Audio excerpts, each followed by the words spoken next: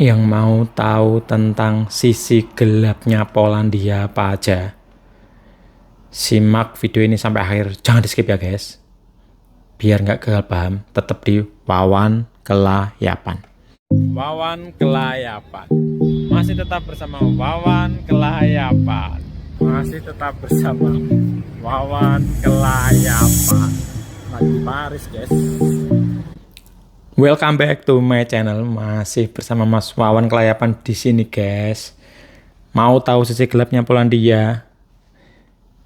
Klik dulu tombol subscribe-nya dan dinyalain juga tombol loncengnya biar kalau ada update terbaru dari aku teman-teman selalu dapat notifikasi guys. Pokoknya belum diklik ora tak share, tak cancel video ini, gak jadi share video ini ya guys. Oke, klik dulu tombol subscribe-nya dan dinyalain juga tombol loncengnya guys. Dan juga di follow juga Facebook di Wawan Kelayapan juga, IG juga di Wawan Kelayapan. Nanti biasanya info-info pendek aku share di Facebook guys. Misal ada locker atau ada apa yang biasanya mungkin cuma butuh 1 menit lah, itu aku share di Facebook biar teman-teman selalu dapat update juga ya. Sekalian biar followernya nambah. Masa YouTube sama Facebook followernya banyakan YouTube kan aneh biasanya guys lu.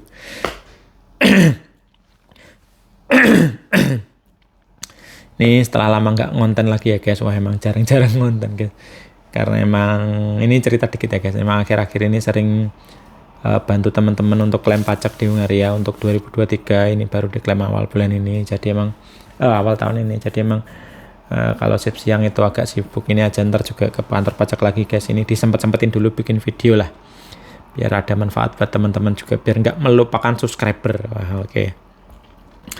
Ini yang pertama ini berdasarkan pengalaman dari teman-teman yang di sana ya guys, karena aku memang kan nggak di Polandia, tapi ini berdasarkan dari pengalaman teman-teman yang di sana.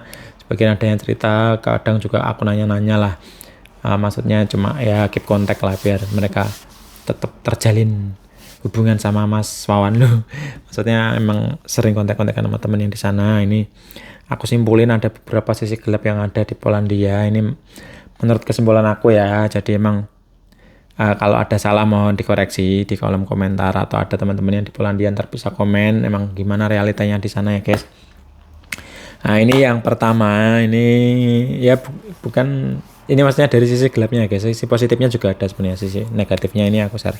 Jadi poin yang pertama itu salah pilih agensi guys. Nah ini kenapa saya bilang ini sisi negatif, karena emang menurutku itu kebanyakan di sana itu agensinya jelek. Kebanyakan ya, bukan semuanya, tapi makanya kita harus pintar-pintar pilih agensi ya, karena takutnya ntar impact-nya itu ke kita juga kalau kita salah pilih agensi ya. Yang pertama ini ini pengalaman temanku, beberapa temanku juga, itu dia karena mereka salah pilih agensi itu mereka tidak digaji selama 3 bulan guys. Ngeri parah guys, selama 3 bulan gak digaji itu karena mereka salah pilih agensi guys. Nah terus di samping itu juga ada juga yang kebanyakan ya, kalau ini kan kasusnya jarang, kalau untuk sampai nggak digaji itu kasusnya jarang, tapi memang ada, tapi memang jarang. Itu yang paling sering ini kasusnya untuk kalau salah pilih agensi itu dokumennya tidak diurus ya, jadinya kita ilegal. Kalau nggak ilegal pun efek sampingnya kalau dokumen nggak diurus itu biasanya agensi nggak bayar pajak kita, nggak bayar asuransi kita, ntar impactnya itu panjang guys. Makanya kenapa yang poin pertama aku tempatin di paling atas itu agensi, karena kalau salah pilih agensi itu buntutnya panjang. Yang pertama nggak digaji Kak. Itu yang kedua itu dokumen kita nggak diurus, jadi kita bisa jadi ilegal. Apalagi untuk pindahan-pindahan mungkin dari Hungaria, Slovakia, Romania, itu kalau pindah ke sana kalau dokumennya nggak diurus ini bahaya guys. Itu terus kalau dokumennya nggak diurus juga biasanya itu pajaknya juga nggak dibayarin. Pajaknya nggak dibayarin, asuransi nggak dibayarin. Kalau pajaknya nggak dibayarin guys, itu buntutnya, misal kita mau klaim pajak untuk PIT 11 apalah, aku lupa namanya, itu untuk pajak pembelian pajak lagi itu nggak bisa, karena kita pajaknya kan nggak dibayarin guys. Kalau kita nggak bayar pajak, gimana kita mau klaim pajak, mau dapat pengembalian pajak, kita aja nggak bayar pajaknya. Ini impactnya. Kalau asuransi nggak dibayarin, impactnya apa? Kita nggak bisa berobat guys, kita nggak bisa ke dokter kan nggak ada asuransi ya, itu impactnya kan panjang. Jadi emang poin pertama yang aku tekankan di setiap orang yang mau pindah ke sana atau mau ke sana itu jangan sampai salah pilih agensi. Itu yang poin yang pertama. Ntar aku ada lanjutannya juga dari poin ini, tapi ini untuk ntar bahasan lain juga. Yang kedua itu gaji berdasarkan jam kerja. Ini nggak semuanya ya guys, karena ada juga di sana yang gajinya kayak perhitungan di Hungaria sama di Slovakia. Jadi bulanan itu ada. Tapi 95% mungkin atau bahkan 99% itu basicnya per jam atau borongan. Ada juga yang borongan, ada yang per jam. Tapi memang mayoritas per jam, ada juga yang borongan guys. Kenapa ini juga disebut minus? Ini aku sharing dikit. Ini ada temen, ya beberapa temen lah. Ini share beberapa kasus ya. Kemarin November itu ada temen yang nganggur sampai Januari awal kayaknya. Berarti sekitar hampir 2 bulan lebih lah. Itu kan nggak digaji guys. Kalau basicnya per jam itu nggak digaji guys. Jadi kan repot kalau kita udah kerja jauh-jauh merantau dari Indonesia ke Poland, ternyata sampai sana nggak ada kerjaan, kita nggak digaji karena basicnya per jam. Tapi biasanya jarang juga sih kasus yang sampai berbulan-bulan. Rata-rata paling 2-3 minggu lah. Kayak temen juga di pabrik furniture itu kemarin pas winter juga hampir sebulan lah nganggur. Terus di pabrik apa ya? Lupa pabrik apa. Itu juga 3 mingguan lah nganggur. Jadi emang rata-rata winter itu tutup. Dan itu nggak dibayar karena emang basicnya per jam atau borongan. Jadi misalkan per jam kan, kalau kita nggak berangkat kan nggak dibayar. Borongan pun kalau kita nggak berangkat kan nggak dibayar guys. Ya gitu. Itu salah satu. Kedua minusnya. Yang ketiga ini ya nyambung dari poin yang satu tadi, kesehatannya tidak terjamin.